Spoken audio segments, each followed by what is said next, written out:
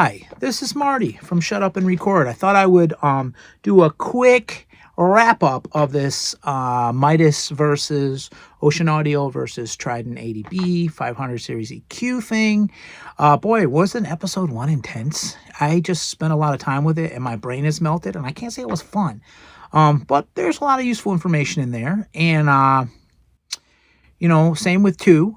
And wow, it's nerdy, but whatever, we're nerds.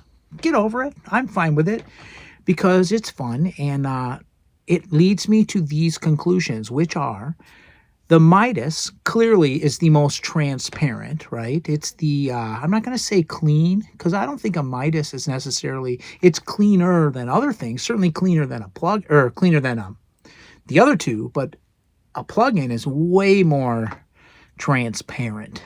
There's a roundness and a warmth to the Midas that people who haven't used them claim isn't there, but it is there. And here's how I see it. I see Midas is in the middle.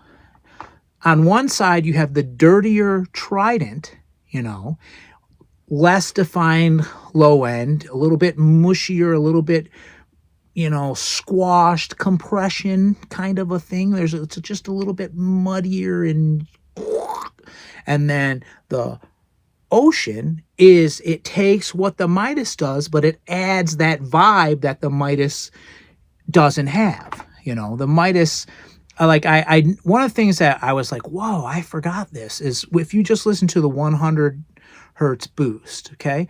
The one that sounds the best to me is the Midas. It's got all the warmth.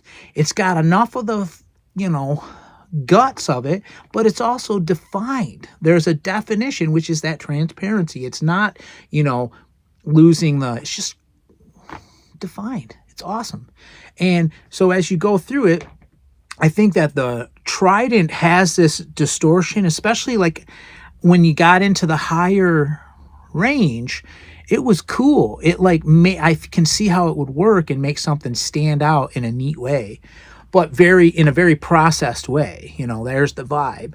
And then the Ocean, same vibe, but just more articulate. I don't know if I want to say cleaner. Maybe I do want to say cleaner. The Ocean was cleaner. It was more exciting. I feel like the Ocean was juicier. The Trident was drier, and maybe duller would be another way to put it, but dull seems negative, and I don't mean totally negative. But juicy and, whatever. And then the Midas is just, and if you have one of each, you can really get some cool sounds. And the Midas are so cheap, why wouldn't you have some of these things? It's not, no, your plugin does not do what the Midas EQ does. I'm sorry. And this is why I spend a lot of time convinced that I should just go out and buy a Venice and get 16 or 24 channels of Midas EQ for $800 or $400, depending if you can go pick it up. I don't want to do that because I don't have the space, and I don't have to buy the cables, and that's just, but man, they're awesome. They are truly cool. And yeah, all of these are cool.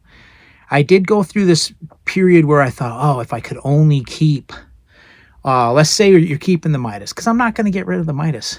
Screw you guys, off the table. But between the Ocean and the Trident, you want to know what I would keep? I would keep the